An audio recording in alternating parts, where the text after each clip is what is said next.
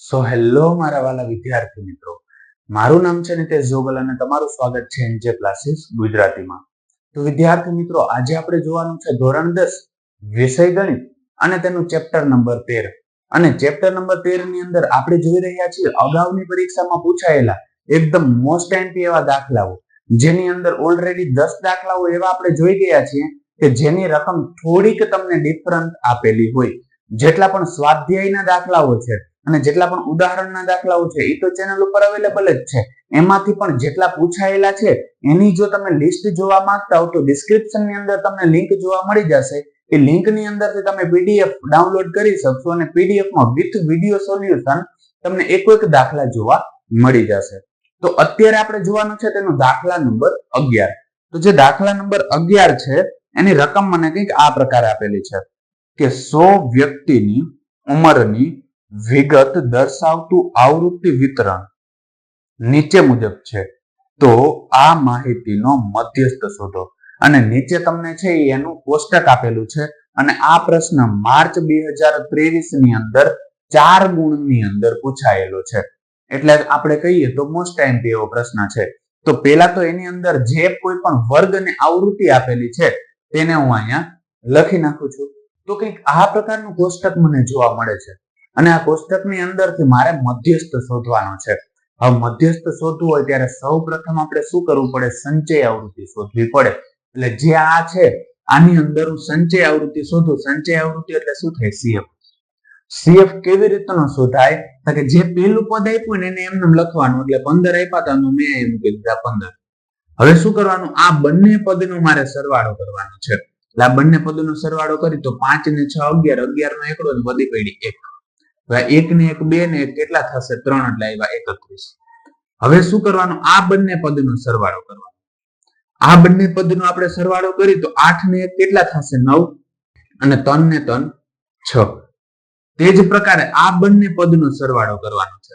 તો આપણે જોઈએ તો 9 ને 5 કેટલા થાય? કે 14, 14 નો ચોગડો ને વધી પડી 1.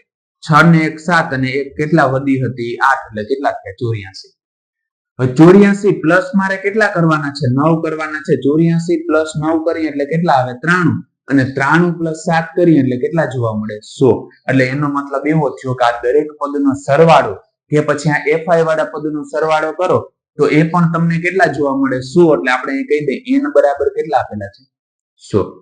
હવે આ માહિતીનો જ્યારે આપણે મધ્યસ્થ શોધવાનો થાય ત્યારે મધ્યસ્થમાં જેટલી પણ માહિતી શોધવી હોય ને એના માટે સૌ પ્રથમ આપણે કરવું પડે n/2 એટલે કે n/2. n બરાબર કેટલા આપ્યા હતા? 100. એને ભાંગા કરી નાખું છું 2 એટલે 100 ના અડધા કેટલા થાય? 50. તો સૌ પ્રથમ મધ્યસ્થમાં સંચય આવૃત્તિ શોધી પછી આ વસ્તુ શોધવાની. ત્યારબાદ આપણે શું કરવાનું છે? કે ત્યારબાદ જોવાનું છે અહીંયા જે પદ આપ્યું છે શું? સીએફ એટલે કે સંચય આવૃત્તિમાં એ પદ આપેલું છે. જો ના આપેલું કે એના પછીનું તરત મોટું પદ આવતું હોય ને જોવાનું. આમાં 50 આપ્યા તો 50 પછી તરત મોટું પદ કયું આવે છે? 69 આવે છે. તો યાદ રાખવાનું છે આ 69 વાળી જે લાઈન છે ને આ આખી લાઈન આપણા માટે ઉપયોગી છે. હવે એમાં જોવા જઈએ તો આ 69 આપણે આવ્યું તો આ 69 ને થોડીક વાર આપણે ધ્યાને રાખીએ. અને એમાં જે એફઆઈ વાળી કોલમની અંદર જે આપેલું છે એ આપણા માટે થઈ જશે એફ. અને જે આ વર્ગ જોવા મળે છે એને કહેવાય મધ્યસ્થ વર્ગ. અને મધ્યસ્થ વર્ગની અધઃસીમા એટલે કે પહેલું પદ છે આપણા માટે થશે એલ. અને જે પદ આપણે સિલેક્ટ કર્યું હતું એની ઉપરનું પદ આ જે પદ છે આપણા માટે થઈ જશે સીએફ. તો આ જેટલી પણ માહિતી આપેલી છે એ માહિતી આપણે અહીંયા લખી નાખીએ. તો જો માહિતીની અંદર શું આપેલું છે કે પહેલા l બરાબર 40 એટલે લખી નાખું l બરાબર 40. પછી જોઈએ તો f બરાબર 38 એટલે f બરાબર કરી નાખું છું 38. પછી જોઈએ તો cf બરાબર કેટલા આપ્યા છે? 31 એટલે cf બરાબર મૂકી દઈશ 31. હજી આપણે સૂત્રની અંદર h આવે. જે મધ્યસ્થ શોધવું હોય સૂત્રની અંદર h આવે. h એટલે શું થાય? વર્ગ લંબાઈ થાય. અને વર્ગ લંબાઈ કેવી રીતની શોધાય? કે આમાંથી કોઈ પણ વર્ગ લઈ લ્યો એની ઉધ્વ સીમામાંથી અધઃ સીમા બાદ કરી નાખવાની. ઉધ્વ સીમા 30 આપી એમાંથી અધઃ સીમા 20 બાદ કરી નાખી તો h બરાબર કેટલા મળશે? 10. એટલે હું લખી નાખું h બરાબર મળે છે 10. આ માહિતી મને મળી ગઈ. હવે આપણે શું કરવાનું છે? આનો મધ્યસ્થ શોધવાનો છે. તો મધ્યસ્થને આપણે m વડે દર્શાવીએ તો m બરાબર સૂત્ર છે l + n/2 - cf એના છેદમાં f ગુણ્યા h.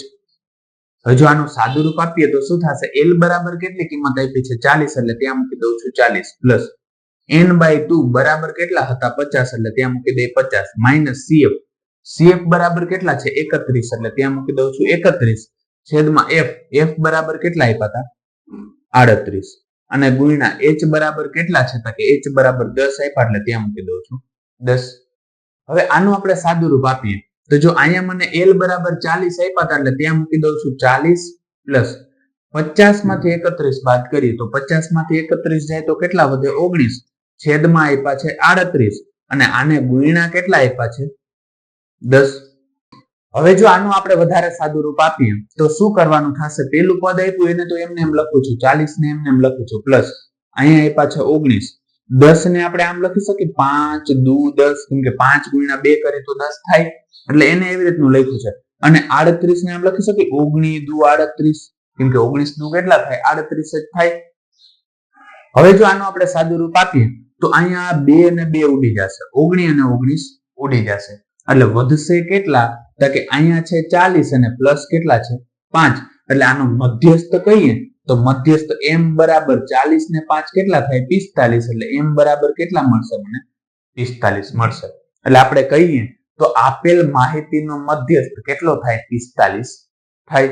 એટલે આ લાઈન આપણે નીચે લખી નાખશું કે આમ આપેલ માહિતી નો મધ્યસ્થ 45 થાય. તો વિદ્યાર્થી મિત્રો, આજ માટે બસ એટલું જ. જો તમને અમારો આ વિડીયો પસંદ આવ્યો હોય તો વિડીયોને લાઈક કરીને ચેનલને સબસ્ક્રાઇબ કરવાનું ન ભૂલતા, કારણ કે જ્યારે તમે વિડીયોને લાઈક અને ચેનલને સબસ્ક્રાઇબ કરો છો ત્યારે અમને મોટિવેશન મળે છે અને આ જ પ્રકારના વિડીયો અમે તમારા માટે બનાવી શકીએ છીએ. ધન્યવાદ.